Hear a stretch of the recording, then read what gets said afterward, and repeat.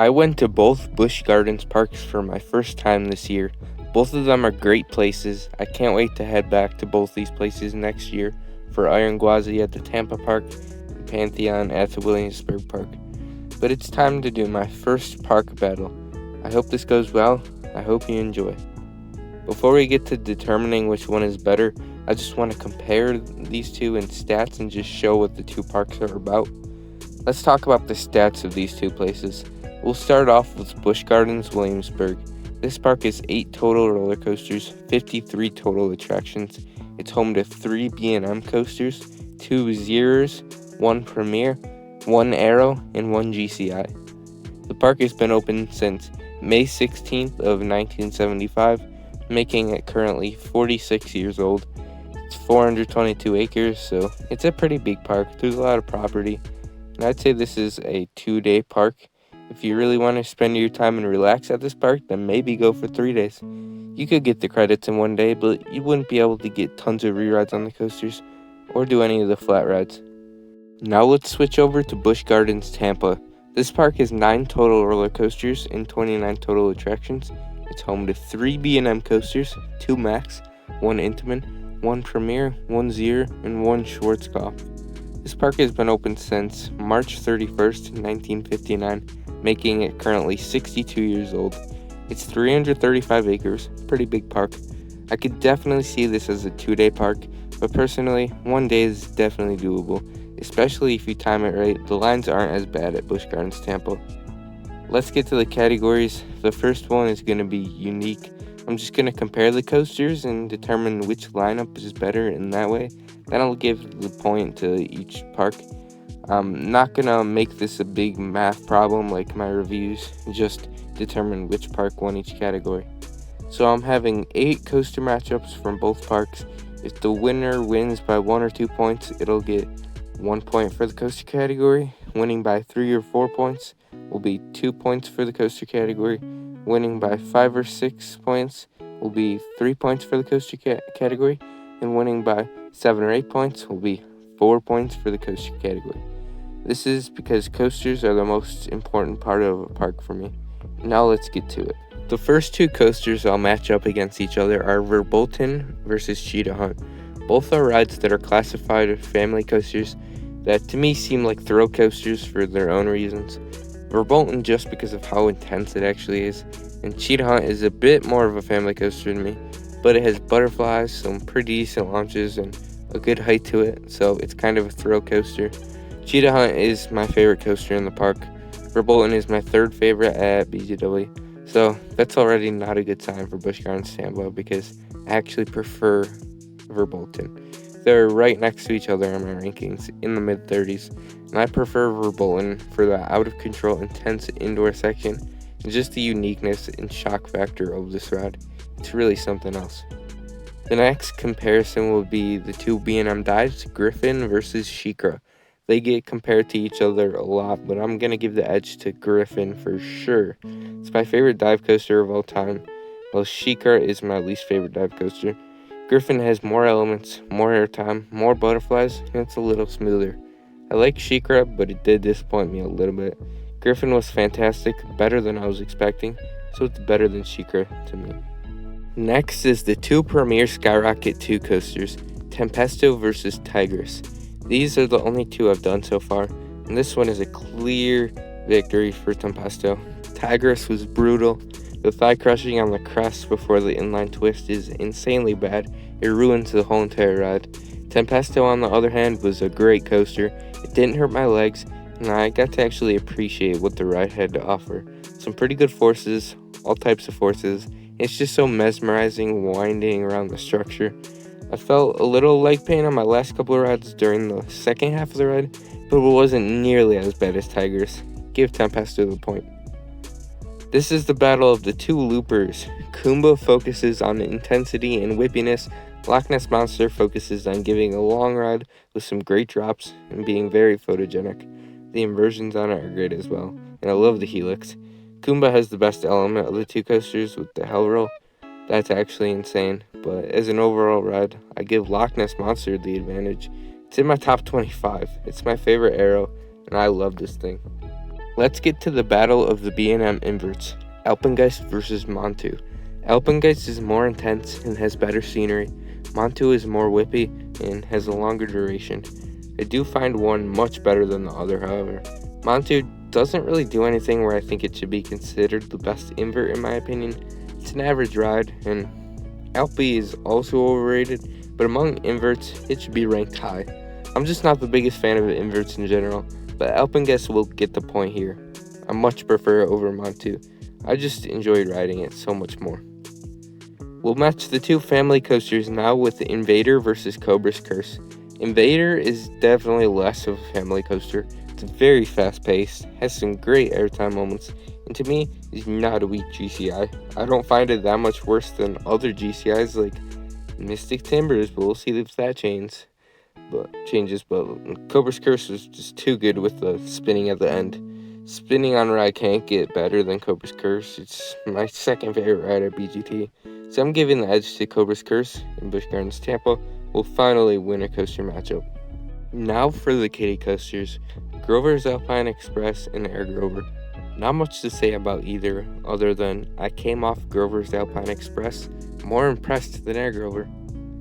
This is the final matchup, and I put the best ride at Busch Gardens Williamsburg, Apollo's Chariot, up against the two remaining coasters at Busch Gardens Tampa, Sand Serpent and Scorpion. Apollo's Chariot is in my top 15 overall. It's a fantastic coaster. Scorpion and Sand Serpent are barely in my top 200, and even though that's an extra ride, I don't know about you, but I'd rather have my 14 overall coaster. Yeah, Apollo's Chariot is gonna win this. So that means for the coaster matchups, Busch Gardens Williamsburg wins convincingly, 7-1. Their lineup has one last coaster, but is so much better. This means that Busch Gardens Williamsburg will start with a 4-0 lead over Busch Gardens Tampa because of scoring 7 or 8 possible points. For this category, I'll be looking at flat or water rides. First, let's compare the drop towers, Mock Tower versus Falcon's Fury. This might seem like an easy choice, considering Falcon's Fury is so highly praised and considering Mock Tower is hated. I do understand the Mock Tower is uncomfortable on the arms, but the butterflies and views on it are insane, which makes me like it just as much as Falcon's Fury, which doesn't have butterflies. It's just insane. And I'm gonna tie those two rides, so what else can I compare? Well, I rode Finnegan's Flyer at BGW, but I didn't ride another flat at Tampa. To be fair, Busch Gardens Williamsburg has 25 more flats than water rides, so it's not even that fair really. It wins this category as well, making it 5-0 in BGW's favor. For the night rides category, this is a category that both these parks excel greatly at. They're both even better at night, and they both have some amazing night rides. We'll start with BGW. I did 3 of their coasters at night, Apollo's Chariot, Verbolten, and Alpengeist. Apollo's Chariot is a top 3 night ride I've experienced. It's out of this world. Plus, I rode it during fireworks, which is really awesome. And for BGT, I only rode 2 of them, but I got more rides in on each of them individually. I did Cheetah Hunt a bunch of times at night, including an insane firework finale ride, and I did Kumba a few times, which was also an awesome night ride that I got to marathon. For this category, it's very close. I feel like Busch Gardens Tampa gets darker at night, like not as many lights, but Busch Gardens Williamsburg has the better atmosphere at night. And so I'm going to give the edge to Busch Gardens Williamsburg for this one. I mean, I was riding with the employees at night for the last 3 rides of the night on Apollo's Chariot. That was cool. And this is definitely a contender for the best night ride park. This puts BGW in a 6-0 lead. Speaking of atmosphere with the night ride category, BGW definitely has a better atmosphere at night. As far as BGT, there wasn't really anything special about it during the day, really even at night. And for BGW, there was just a lot more during the day. Still nothing like it is at night. Not as good as Cedar Point, for example, during the day. But in general, it's definitely better than Busch Gardens Tampa for this category. Give Williamsburg the 7-0 lead. This is an easy choice. Busch Gardens Williamsburg has won the award for Most Beautiful Park for 31 years. It just got dethroned by Dollywood. But let me tell you, but it's still an amazing looking park. You feel like you're entering through a rainforest at the entrance, first of all, and all the trees don't leave until you reach some of the main midways. Those have theming anyway, so it still looks really nice. All the rides are presented very nicely. They look like they take great care of the place. Griffin has one of the best views on a roller coaster I've ever seen, and the scenery just didn't disappoint me. Busch Gardens Tampa, even though it loses, is a very beautiful park. So many palm trees. The park just in general really looks nice. There's a lot of colors in the park that just makes the place look nice. It's one of the nicest parks for scenery. However, when you're looking beyond the park from the top of the rides, unlike the Williamsburg Park, you don't feel like you're in the middle of like a lot of trees, because you're not. And even though you're in Tampa Bay, you don't really get a good water view. So Busch Gardens Williamsburg is now leading 8-0. My goodness. Let's talk about one of the best things in life, food. This is a tough one. Both of them have great food selections. I remember one thing I had from each of them, so I'll compare. Busch Gardens Williamsburg had pretzels over by Verbolten and Mock Tower. They were actually incredible. They were different kind of pretzels. I can't remember exactly what type they were, but they were absolutely legendary. I also got a meal by Invader that was really good.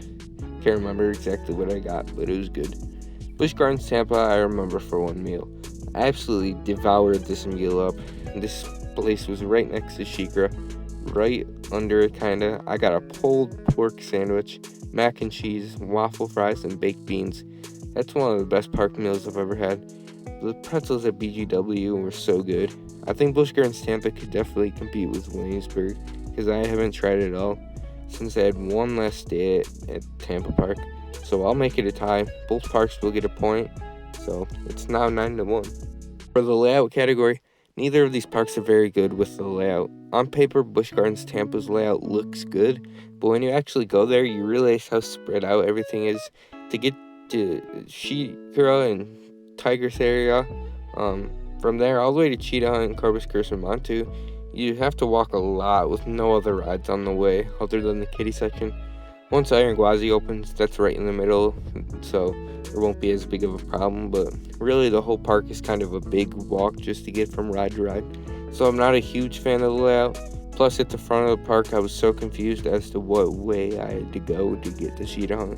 It was just so weird. Busch Gardens Williamsburg makes me realize, at least I understand BGT's layout. I know what it is. BGW has still got me confused. I couldn't even tell you what it is right now. All I did to maneuver the place was remember what I saw on the way to get to each ride, and just look to see if I could see the ride anywhere nearby. My sense of direction was so messed up. I got lost a few times, and even with the map, I don't know where I'm going at this place. So for that, I'll give the edge to Busch Gardens Tampa. So the score is now 9-2 in favor of Busch Gardens Williamsburg.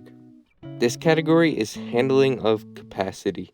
There's a few things that determine this. First is how crowded the parks get. And when I went, Busch Gardens Williamsburg was pretty crowded, especially for a Monday.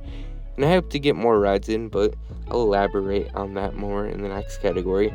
Busch Gardens Tampa had some lines at the beginning throughout the middle of the day, but they died out towards the very end of the day. And I got tons of night rides in since it was the last part of the day. So I'll give BGT the advantage for that part. Secondly is how reliable the coasters were and how much they broke down. I don't remember any of the rides breaking down when I was at BGW. I guess Apollo and Tempesto did, but that was for an extremely short period of time. And it worked out for me because I could walk on in the regular line without having to use my disability pass because I just got there. And at BGT, Corpus Christi was down for a bit, and it took me a long time to get back to riding it since the park is so spread out. Tigris was also down when I initially went to ride it, and the weather shut things down for just a little bit when I was about to ride Shikra. That's not the park's fault, but just something I had to mention. Either way though, BGW is more reliable, I found. They each have 3 B&Ms, but that arrow at BGW might be the key to reliability instead of a Mac or a Premier. And third, the dispatches determine the handling of capacity. Both parks were pretty good with dispatches. Neither of them were incredible at it, but one was better than the other, and that park is BGW. The worst ride for dispatches here was for Bolton, maybe Loch Ness Monster, but the worst for BGT was Cheetah Hunt. There isn't a big difference here, but I just feel like BGW's workers were going faster. However, for Verbolten, there's two different trains you can load on, and for most of the first day I was there, one of the trains was being sent without loading riders, and if you picked the wrong side, your line moved twice as slow.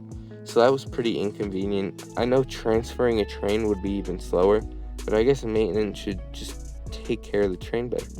For that, I'm giving Busch Gardens Tampa the advantage, mainly because of this, so I'll give it the point for this second to last category. This is the final category, the accessibility pass category. This is very important because it can determine how stressed out I get and how many rides I can get in. Busch Gardens Williamsburg does it where you can go up to the exit, get a time to come back to the ride, so that way you don't have to wait in the line, but you can just come back to the ride. Well, I hate that system because that makes me still have to wait and I have to be back at the specific ride for my next time. So depending on how long the time is for, I can't do much else while I'm waiting. For Busch Gardens Tampa, they give you a time and you get right on. But I only used this twice because I just didn't need to use it more than that.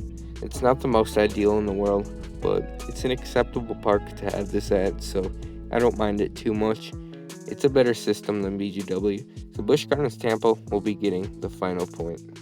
That won't really be doing much because Busch Gardens Williamsburg already had this one a while ago, but the final score is 9-4 in BGW's favor.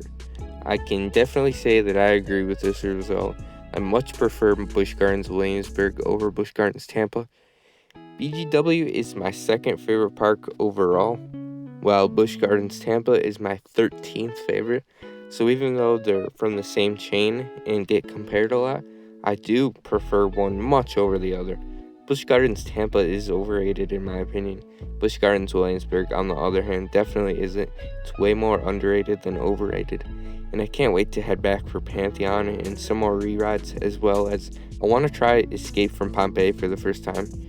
Really can't wait to head back to both these parks because Iron Gwazi needs to open as well. You can tell both of these parks are in the same chain in certain ways as far as animals and how certain things are presented. But Busch Gardens Williamsburg is a park I could spend forever at. Well, I think I'd get bored at Busch Gardens Tampa if I spent too long there. But both parks are great places. I enjoy both.